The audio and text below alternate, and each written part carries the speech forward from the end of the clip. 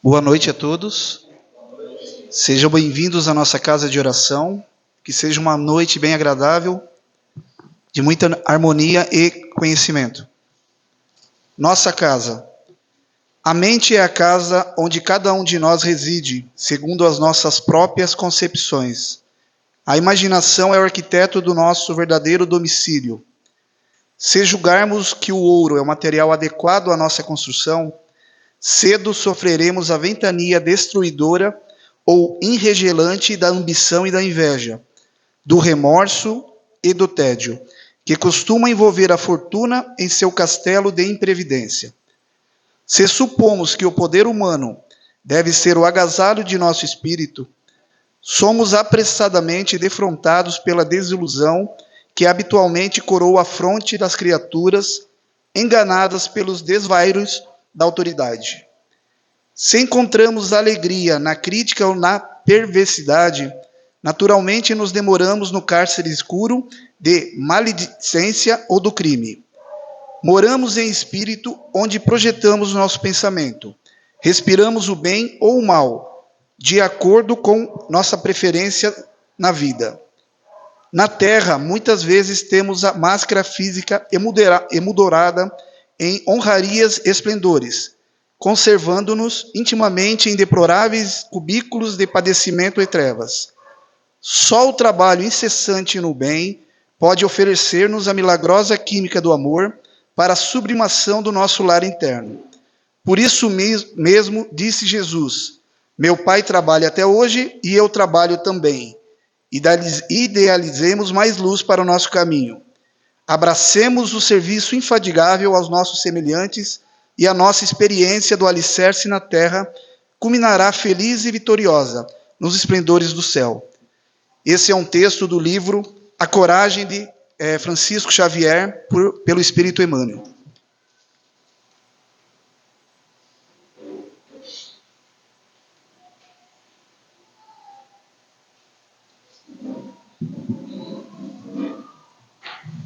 Convido a todos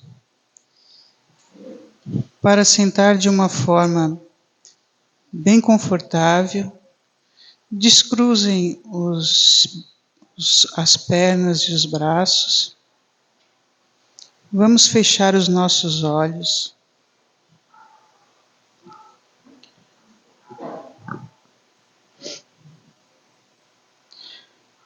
Vamos agradecer a espiritualidade amiga que tão carinhosamente nos conduziu a essa casa de oração e nos conduziu com amor e segurança para que juntos nós possamos evoluir, refletir. Agradecemos também ao mentor espiritual dessa casa e a espiritualidade amiga que preparou o que você gostaria de saber? Tão carinhosamente a nossa casa para nos recepcionar. E assim disse o nosso mestre, guia e modelo: ajude sempre, não tema, jamais desespere, aprenda incessantemente, pense, medite mais, fale pouco, retifique amando, trabalhe feliz, dirija equilibrado, obedeça contente, não se queixe, siga adiante. Repare além, veja longe, discuta serenamente, faça luz, semeie a paz, espalhe bênçãos, lute elevando, seja alegre, viva desabrochado. Demonstre coragem, revele calma, respeite tudo, ore confiante, vigie benevolente, caminhe melhorando, sirva sempre, espere o amanhã, que assim seja. Hoje nós estamos tendo o prazer de receber a Kemi, né? A Kemi veio de Imbituba trazer as suas palavras. Seja bem-vinda. O microfone é teu.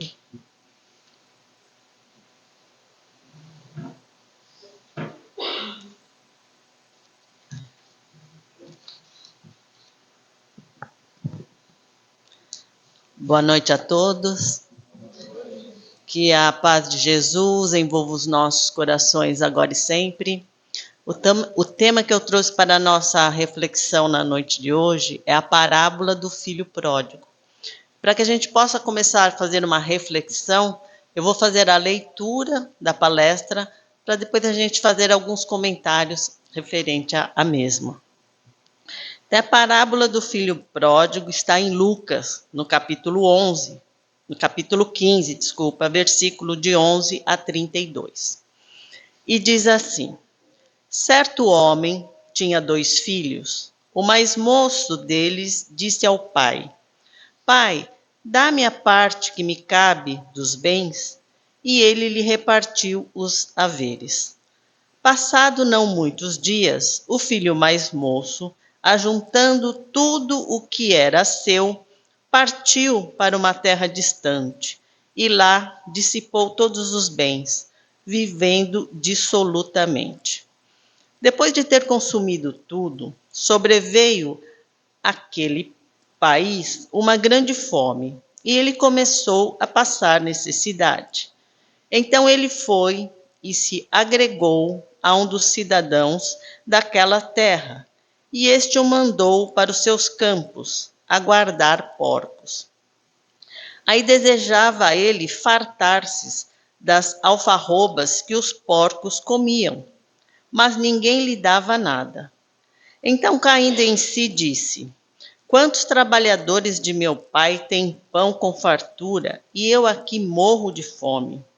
Levantar-me-ei, irei ter com meu pai, e lhe direi: Pai, pequei contra o céu e diante de ti. Já não sou digno de ser chamado de teu filho. Trata-me como um dos seus trabalhadores. E levantando-se foi para o seu pai. Vinha ele ainda longe, quando seu pai o avistou, e compadecido dele, correndo, o abraçou e beijou.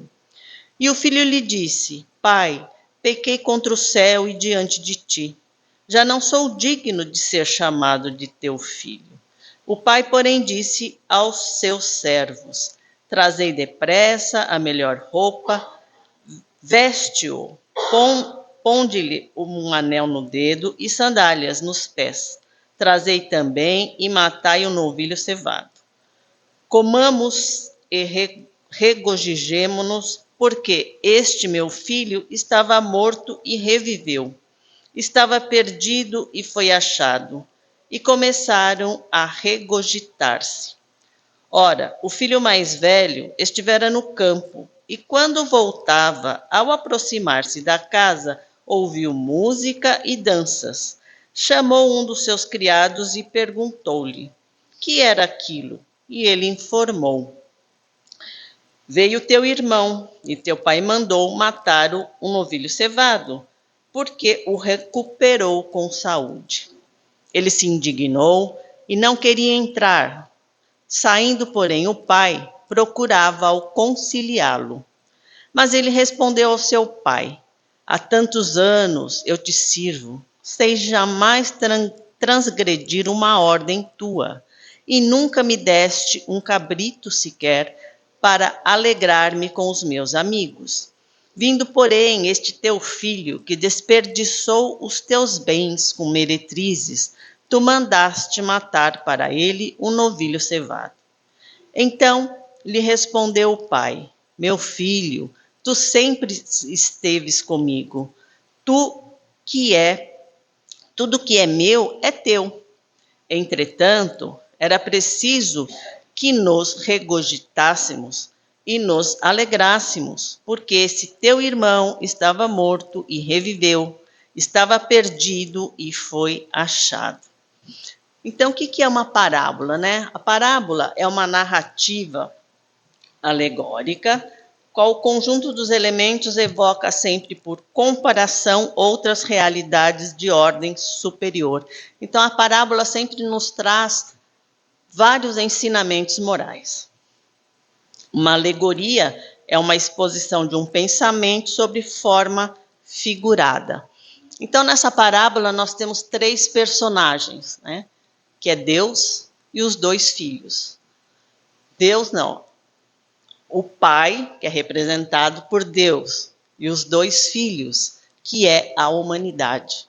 A humanidade, nós, homens, aqui encarnados na Terra.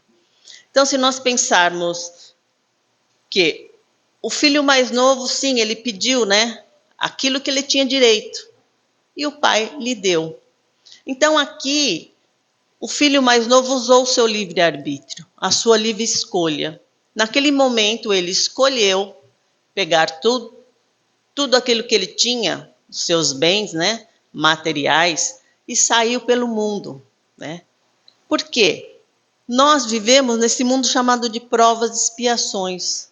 Então, nós temos uma jornada evolutiva a cumprir nesse mundo. Nós escolhemos, né? A espiritualidade maior, ela não interfere no nosso livre-arbítrio. Foi o que aconteceu aqui, né? Nessa história, nessa parábola. Então, o filho, tendo direito aos seus bens, ele saiu. Ele saiu, mas o que aconteceu? Fez escolhas equivocadas na vida dele, né? Desperdiçando não só os bens materiais e os dons espirituais que ele tinha também, mas ele desperdiçou tudo, porque ele quis gozar apenas a vida material. E aí veio o sofrimento, né? Pela escolha que ele fez, teve os sofrimentos que ele colheu na sua jornada. Ele chegou a passar fome, né? Teve uma vida de privações. Isso nada mais também está ligada à lei de causa e efeito. Não é assim? Tudo aquilo que nós escolhemos tem sempre um efeito. Então, o efeito que teve esse filho mais moço, quando ele desperdiçou tudo aquilo que ele tinha de bens, veio o efeito que foi passar as privações. Mas, no momento em que esse filho se reconhece que errou, né? Quando ele tem o despertar da sua consciência, que ele estava num caminho errado, que ele tinha feito coisas erradas, ele se arrepende. Ele se arrepende e volta, né? Porque ele fala assim, lá na fazenda lá do meu pai, ninguém passa fome. E eu estou passando muita fome aqui, ninguém me dá o que comer. Então eu vou voltar para o meu pai, né? E ele vai, pede perdão para o pai, e o pai fica feliz ao ver o filho retornando. Mesmo que aquele filho errou bastante na vida, mas qual pai que não fica contente ao ver o retorno do seu filho para casa, arrependido de tudo aquilo que ele fez de errado? Se nós pensarmos, né, em Deus, que é o nosso Pai maior, misericordioso, claro que quando nós voltarmos para a espiritualidade e tivermos esse sentimento de arrependimento e essa tomada de consciência que fiz tantas coisas erradas na minha vida encarnada, mas eu me arrependi de tudo aquilo de errado que eu fiz. Nós sempre temos uma nova chance da reencarnação. Por isso que nós temos sucessivas reencarnações. Porque o nosso Pai é misericordioso, né? Ele olha para nós como esse filho, muitas vezes, que erramos sim. Por isso que nós estamos aqui ainda, né, nesse mundo chamado de provas e expiações, porque em outras encarnações ainda nós não aprendemos tudo aquilo que necessitamos, né, para estar mais próximo do nosso Pai, para estar no reino dos céus. Ainda nós temos uma jornada evolutiva muito grande a fazer, se nós pensarmos que estamos num mundo chamado de provas e expiações, né, saímos já do mundo primitivo, entramos no mundo de provas e expiações, vamos para um mundo regenerador, mundos felizes e mundos celestes. Então, Pai, Deus, sempre nos dá novas oportunidades. Vamos reencarnar quantas vezes forem necessárias. Esse filho mais moço errou, mas o importante quando a gente erra, né, que essa parábola nos mostra, é o arrependimento. Mas arrependimento de coração mesmo, né? Não é da boca para fora, mas arrepender-se mesmo. E aqui no caso do filho, né, mais velho, que ficou junto ao pai, ele não teve compaixão do seu irmão que voltou para casa. O que ele disse? Como assim? Eu sempre estive com você, meu pai. Você nunca me deu um cabrito, né, para me divertir com meus amigos, né? Então, esse sentimento de perdão, de compaixão, esse filho mais velho não teve para com o seu próprio irmão, né? E aí mostra um outro lado do ser humano que ainda é egoísta, que ainda pensa em si só. Porque esse filho, ele ficou com o pai, mas não porque ele amava o seu pai, né? Ele ficou por interesses, porque ele era egoísta e avarento, e ele pensava, não, eu vou ficar ali do lado do meu pai e vou ter mais vantagens, né? O meu irmão foi embora mesmo, então tudo aquilo que ficou ali será meu. Mas quando esse filho volta para a casa do pai, ele não gosta, né? Aí vem aquele sentimento de egoísmo, aquele sentimento do não perdão. Por quê? Ele não queria que aquele irmão voltasse para casa. E ainda ele volta, né? O filho mais novo volta para casa e o que o pai ainda faz, né? Manda matar um boi cevado, dá uma grande festa, né? Se nós pensarmos na Palestina antiga lá de Jesus, nessa aldeia onde eles viviam, um boi dava para fazer festa para a aldeia toda. Não era só para a família ali. Não, a aldeia toda era convidada para participar da festa.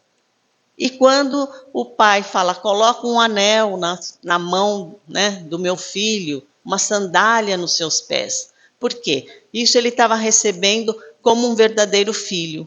O filho volta e fala, não, eu não sou digno de ser seu filho. Eu posso ser apenas um trabalhador. Porque ele passava tanta fome que ele já se achava, né, indigno de ser filho do seu pai. Mas o pai diz para ele que não, recebe-o como um verdadeiro filho, né? Porque naquela época um anel e uma sandália era para aquele que realmente era filho ali do patrão, do dono da fazenda. Porque os empregados andavam descalços, não tinham sandálias, né? Essa era a diferença, né? De quem era patrão e de quem era servo. Servo andava descalço, servo não tinha as roupas boas e muito menos anel no dedo. Mas quando esse pai recebe esse filho de volta, né, como um verdadeiro filho, o que acontece? O outro fica com ciúmes, fica com aquele sentimento de que, poxa vida, eu fiquei aqui junto com meu pai e que ganho eu vou ter? Mas se nós pensarmos assim, que esse filho mais velho, ele ficou sim junto com o pai, por interesse, mas quais foram as virtudes que esse filho que ficou perto do pai conseguiu conquistar? Será que ele trabalhou dentro dele, né, os defeitos? Será que ele trabalhou o perdão, como Jesus nos ensina? Não, ele ficou ali em cima do muro, né? Ele não eliminou nenhum defeito e não conquistou nenhuma virtude. Diferente do seu irmão que saiu pelo mundo e sofreu e aprendeu com o sofrimento, né? Que ele não era digno, que ele pediu perdão para o Pai, se arrependeu. Então, as nossas vidas aqui encarnados, muitas vezes nós passamos por esse processo do filho pródigo ou o do filho egoísta, né? Se nós pensarmos numa humanidade que está encarnada, nós temos esses dois lados. Porque nós temos, sim, aquele que é o filho pródigo, representado aqui pelo filho pródigo, que ele sai pela vida, né? Vai experimentar aquilo que ele tem que experimentar enquanto está aqui encarnado, se desvia das leis de Deus, mas ele consegue voltar, retornar para perto de Deus. Diferente do outro, né? Que ele estava ali perto do Pai, mas ele não estava trabalhando, né, dentro de si, ele não estava se transformando moralmente. Ele estava apenas ali passivo, parado, né? Só esperando o quê? As vantagens que ele iria conseguir com o desencarne do pai e que com o filho não voltasse mais. Então, essa parábola, né, ela nos mostra vários pontos que nós temos que levar em conta aqui. O nosso livre-arbítrio, que nós sempre escolhemos o caminho que nós queremos seguir enquanto estamos encarnados. Nós temos escolhas a fazer, mas nós temos que lembrar também que toda escolha, né, toda causa tem o efeito. Então, tudo aquilo que nós passamos aqui enquanto encarnados, nunca será castigo de Deus, né? São as nossas próprias escolhas que faz com que a gente sofra. Então, Deus não castiga ninguém, porque Deus é tão misericordioso que Ele dá oportunidades iguais para todos nós. Então, todos nós somos filhos de Deus, né? E Deus olha com muito amor, com muito carinho para todos nós. Então, tem o livre-arbítrio, tem a lei de causa e efeito, né? Então, a parábola, ela traz muitos ensinamentos morais para a gente. Porque se a gente for pegar ao pé da letra a parábola, a gente pode pensar assim, nossa, mas é injusto, né? Aquele ficou ali perto do pai, o outro saiu, gastou tudo e ainda, quando voltou para casa, foi recebido com festa. Mas é o que eu disse, né? É quando a gente se arrepende, quando a gente consegue ver o perdão no outro, quando a gente tem compaixão. Isso são virtudes que nós vamos adquirindo enquanto estamos aqui encarnados. Porque se nós estamos aqui encarnados, é para que a gente possa eliminar os nossos defeitos e conquistar virtudes. Mas para isso, a gente precisa trabalhar, né? Trabalhar o quê? O nosso íntimo, trabalhar a nossa reforma íntima, para que a gente consiga, né, ser como esse filho pródigo, que volta para a casa do pai arrependido, ou escolher ser aquele filho egoísta que sempre está em cima do muro, né? Ele não faz o bem, mas ele também ele não faz o bem e ele não faz o mal, né? É o que a gente fala, fica em cima do muro. Nós estamos aqui para aprender a fazer o quê? O bem, né? O amor ao próximo é o que nós temos que aprender enquanto estamos aqui encarnados, né? Jesus nos ensinou que o primeiro mandamento é amar a Deus acima de tudo. E o segundo, não menos importante que esse, é amar ao próximo como a si mesmo. Mas se nós não reconhecermos em nós aquilo que nós temos que trabalhar. Como é que nós vamos amar o nosso próximo? Se eu não sei nem aquilo que está dentro do meu coração e que eu tenho que melhorar. Se eu sempre estou achando que, igual, né, o filho egoísta, soberbo, achando que ele já sabe tudo, ele não precisa aprender mais nada. Então, se nós estamos pensando dessa forma, né, eu já sei tudo, eu não preciso aprender nada, nós estamos equivocados, porque se nós somos ainda espíritos imperfeitos, né, nós temos muito que aprender. Mas como é que nós vamos aprender quando a gente fala, nós vivemos nesse mundo chamado de provas e expiações, onde a maldade ainda impera? Mas nós temos que entender que nós vivemos num mundo da maldade. Mas será que eu preciso ser mal? Ou eu não posso escolher ser bom, né? Ter boas atitudes? Não é porque o outro é ruim ou faz coisas erradas que nós vamos mirar naquele que faz errado. Nós temos que seguir quem? A Jesus, né? Jesus é o nosso modelo e o nosso guia. É a Ele que nós temos que seguir. Então, quando Jesus disse essa parábola, né, com todos esses ensinamentos que a parábola nos traz, é para que a gente possa realmente fazer uma reflexão. Será que eu sou realmente esse filho pródigo, que eu me arrependo daquilo que eu faço de errado e volto por caminho do bem, me aproximo de Deus? Ou ainda nós somos como o filho mais velho, né, que é o filho egoísta, que só olha aquilo do seu interesse, que não olha para o seu irmão com amor, com caridade, porque foi isso que o irmão mais velho fez, né? Ele não olhou para o outro com caridade, com amor, com compaixão. Ele não teve nenhum desses sentimentos. Os sentimentos que ele teve foi os defeitos que ele tinha dentro dele que ele colocou, né, para fora, que era a inveja, né, o egoísmo, o não amor.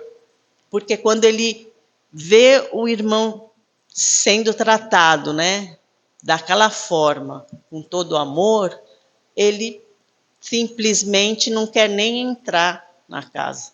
Ele fala, não, eu não quero participar dessa festa, porque eu acho que está errado. O meu pai não teria que dar, né, a guarita, não receber esse filho de volta, não. Deveria colocá-lo, né, para fora. Esse foi o sentimento que o irmão teve para com o outro, né? Então, ele não mostrou nenhum momento a compaixão para com seu irmão. Então, se nós pensarmos que ali na história está contando, é um irmão, né? Um irmão de sangue que volta para casa. Será que nós, aqui, enquanto estamos aqui encarnados, né? Se um irmão nosso sai do nosso lar, sai de perto de nós e vai viver aí no mundo, vai ter as experiências no mundo, e quando ele volta, como é que nós iríamos receber esse irmão de volta?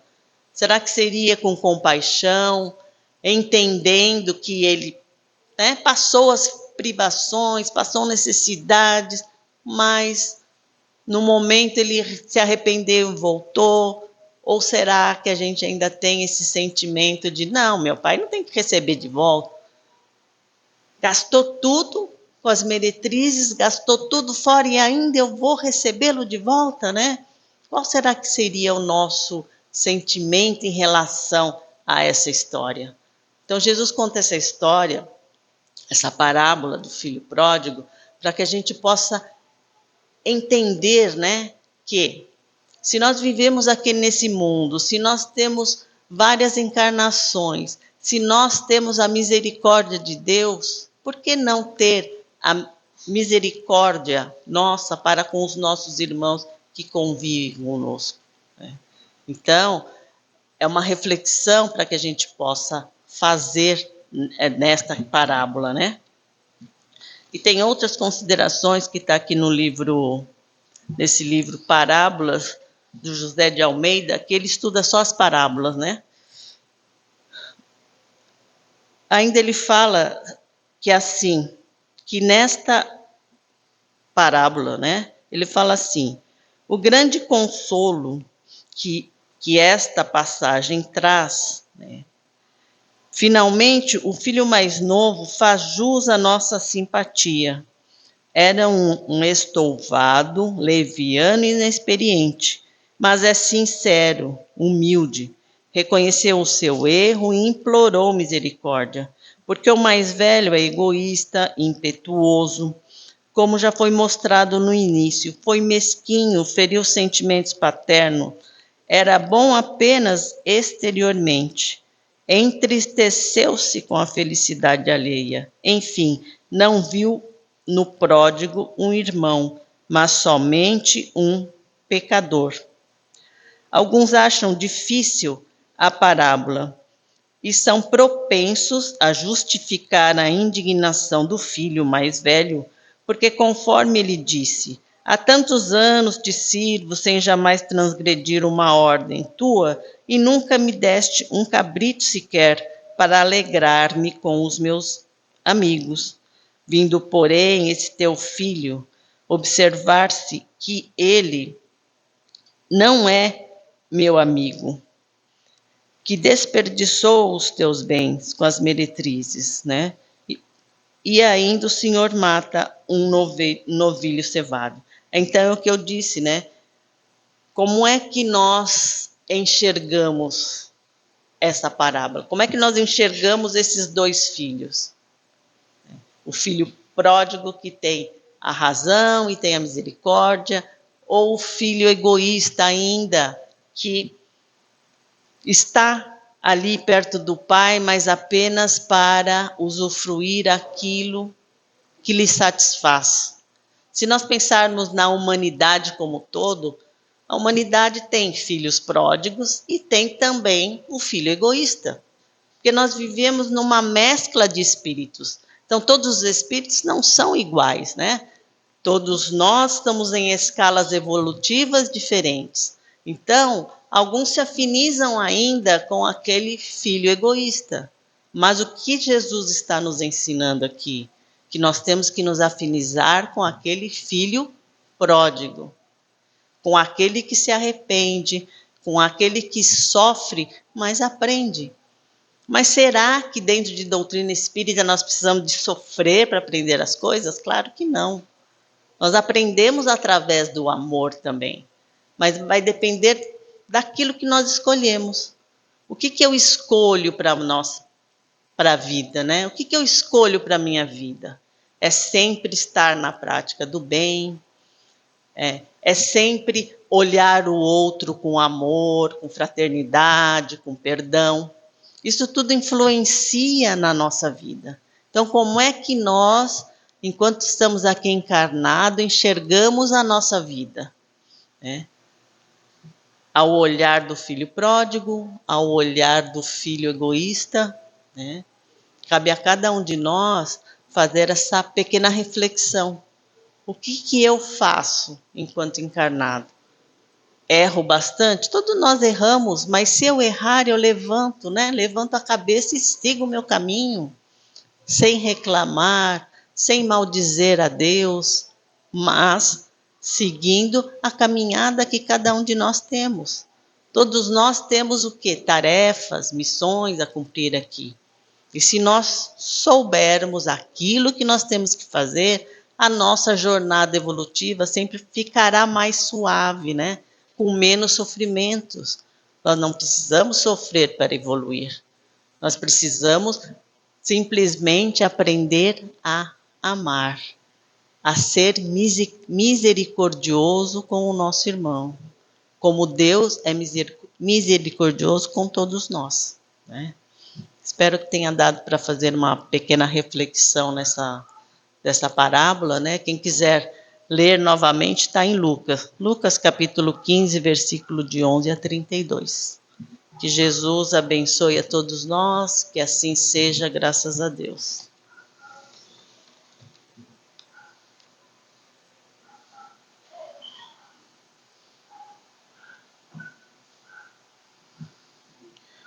Vamos nos manter harmonizados e em oração. Pai nosso que estás em toda parte, santificado seja o teu nome no louvor de todas as criaturas. Venha a nós o teu reino de amor e sabedoria.